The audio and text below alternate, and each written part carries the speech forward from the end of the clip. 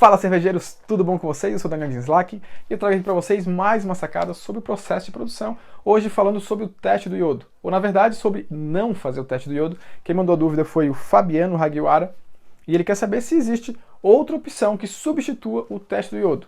Para quem não sabe, o teste do iodo é a maneira mais simples e fácil para a gente poder verificar a conversão do amido durante a mosturação. Se por acaso você não sabe o que é teste de iodo, dá uma procurada aqui no nosso canal mesmo, tem um vídeo que eu falo sobre o teste de iodo, talvez o título seja teste de iodo ou alguma coisa nesse sentido. Vocês vão ver que basicamente é o seguinte: o iodo, quando reage com amido, ele dá uma solução que fica com uma cor roxa, certo? Então o que acontece? Se vocês pegarem umas gotinhas de mosto e pingarem umas gotinhas de iodo, de tintura de iodo, isso tem em qualquer farmácia, R$2, R$3 um potinho, é bem baratinho, vale a pena ter, certo? Para quem ainda não utiliza. E você vai ver ali a reação. Enquanto não tiver tido a total conversão dos amidos nas moléculas menores, que são os açúcares fermentáveis, vai ficar roxo. E depois, no caso de já ter acontecido a conversão total, muda nada ou muito pouco, continua ali, o laranja do iodo continua e ele não tem essa reação que transforma a cor do iodo, que é laranja, numa cor roxa, certo? Então basicamente é isso. O que é a maior sugestão, o mais simples para fazer? Tá fazendo a mosturação, quando acha que ele já está no final, já deu 1 hora, 40, 50 minutos, quer saber se já teve toda a conversão para começar a clarificação, seguir para as próximas etapas? Faz o teste de iodo, você vai confirmar se teve a conversão total do amido em açúcares menores, certo? E o que o Fabiano quer saber? Eu não quero fazer o teste de iodo, eu quero outra solução. Existe sim, claro que ela é um pouco mais avançada, na verdade porque ela depende do seu feeling, do seu reconhecimento como cervejeiro. Então você pode adquirir prática, é o que eu vou dar a dica para vocês de primeira misturarem essas duas técnicas, que daí vai ser mais fácil de conseguir atingir essa qualidade, vamos dizer assim.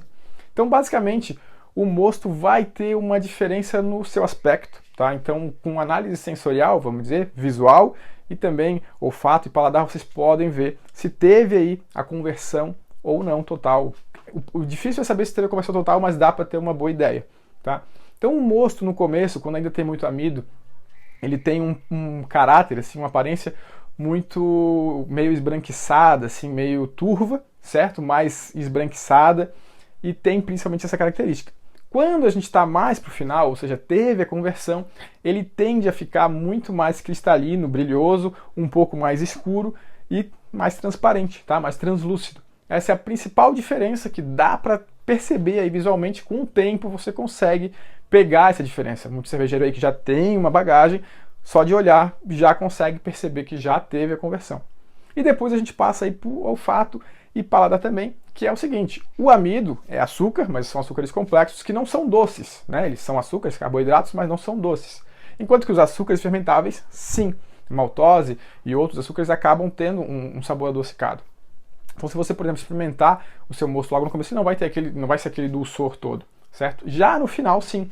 Então você pode sentir esse cheiro adocicado e o gosto, obviamente, e ali vai dar uma indicação de que ele de fato já está bem convertido, tá? Qual que é a dica que eu dou para vocês? Não dá para a gente sair fazendo, não é tão simples assim.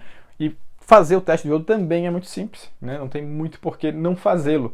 Mas com o tempo você já começa a pegar a prática, principalmente, e de repente pode pular isso. Então como você pode fazer para largar o teste do iodo? Quem ainda não faz, vai na farmácia, compra uma tintura de iodo, que é baratinho, vale muito a pena, até para desmistificar isso e tirar esse problema. Às vezes as pessoas fazem 1 hora de mosturação e não sabe se teve ou não a conversão e vai para frente. Então fazer isso é ótimo, excelente, que vai dar essa garantia.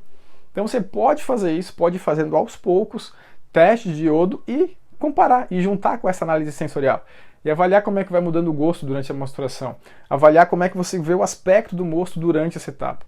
Então você vai se treinar mesmo, você vai começar a treinar aquilo ali, você vai perceber qual que é a diferença do mosto no começo, qual que é a diferença do mosto no final, qual que é o aspecto do mosto que converteu um pouco, mas não tudo, qual que é o aspecto do mosto que converteu tudo.